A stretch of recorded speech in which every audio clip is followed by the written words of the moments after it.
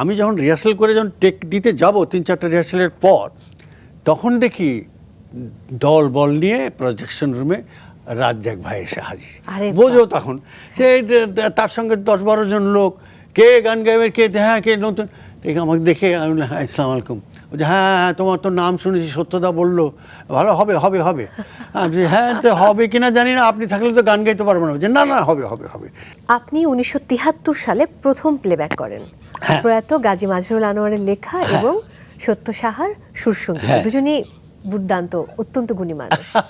এটা হলো কি, তখন তো ছায়াছবিতে গান গাওয়া অত সহজ কথা না।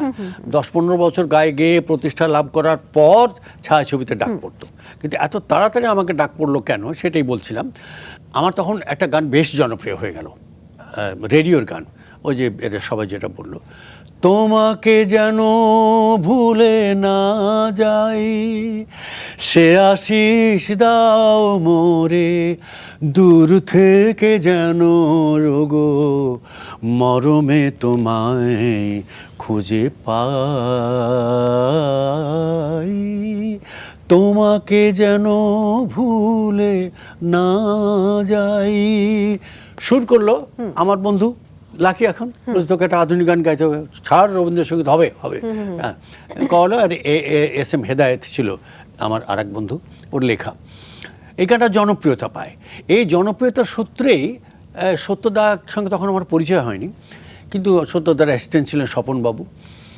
ওকে দিয়ে খবর পাঠালো যে ও বাংলা একাডেমিতে চাকরি করে, ওকে তখন তো টেলিফোন নেই। হ্যাঁ, তো স্বপনদা এসে আমাকে বলে যে এরকম সত্যদা দেখা করতে বলেছে তোমাকে, বোধ হয় তোমাকে দিয়ে একটা গান গাবে ছায়াছবিতে। বলেন কি ছায়াছবিতে? দাদা আমি পারবো না, এই কাজটা ঠিক হবে না, আমি বোধহয় পারবো না।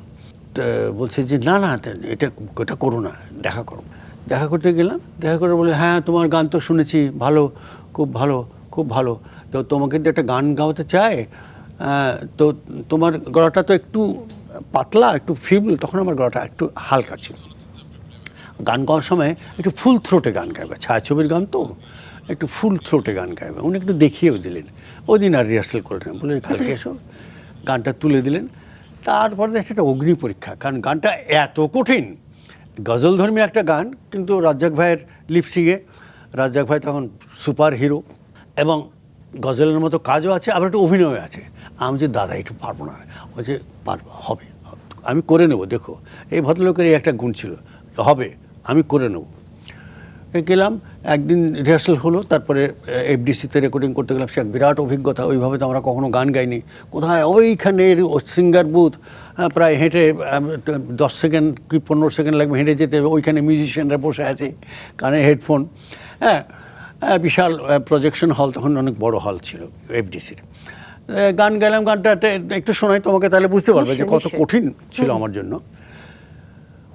আমায় বন্ধু মাপ করে দাও, হয়ে গেছি আমি এলোমেলো,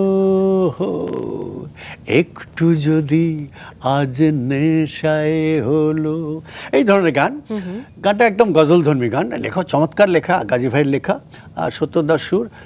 প্রমাদ হলো আর এক জায়গায়। আমি যখন রিহার্সাল করে যখন টেক দিতে যাব 3-4টা রিহার্সালের পর, তখন দেখি দল বল নিয়ে প্রজেকশন রুমে রাজ্জাক ভাই এসে হাজির।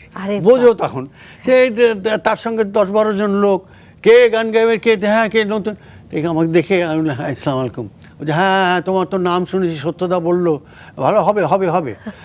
হ্যাঁ হবে কিনা জানি না, আপনি থাকলে তো গান গাইতে পারবো না। যে না না হবে হবে হবে। সিকোয়েন্সটা বুঝিয়ে দিল যে এরকম এরকম একটু আমি দুলে দুলে গাইবো, তো হ্যাঁ ওইভাবে একটু দেওয়ার চেষ্টা করবো। তারপরে সত্যদার আত্মীয় ছিলেন দিলীপ দা, উনি খুব তখন কমেডি করতেন, উনি প্যারোডি ট্যারোডি করতেন। বলছে কোনো চিন্তা করো না, আমি বুথে থাকবো, একটা জায়গায় এরকম এরকম আওয়াজ দিবা। আচ্ছা দাদা ওইটা আমি পারবো না, ওইটা পারবো না। বলছে আচ্ছা ঠিক আছে, ওটা দেওয়ার দরকার নেই, তুমি শুধু সুর থেকে একটু নেমে যাও, হলো এরকম করবা, তাহলেই হবে। এবং হলো এই গানটা খুবই ভালো হলো, কারণ ওটা নতুন টাইপের গান। এবং এইটা নিয়ে আমরা অনেক জায়গায় আমি খুব গর্ব করে বলে থাকি, আমি, সুবীর নন্দী এবং নিয়াজ মোহাম্মদ চৌধুরী, এইগুলো গানের মধ্যে কিন্তু তৎকালীন গানের মধ্যে আমরা যে স্টাইলটা, একটা গায়কের আলাদা একটা স্টাইল কিন্তু আমরা আনতে পেরেছিলাম আমরা বাহ, তিনজন। বাহ। এই কথা ঠিক, এটা বেশ গর্বের সঙ্গে আমরা বলি এবং অনেকেই আমাদের যারা সঙ্গীতজ্ঞ তারা বলে।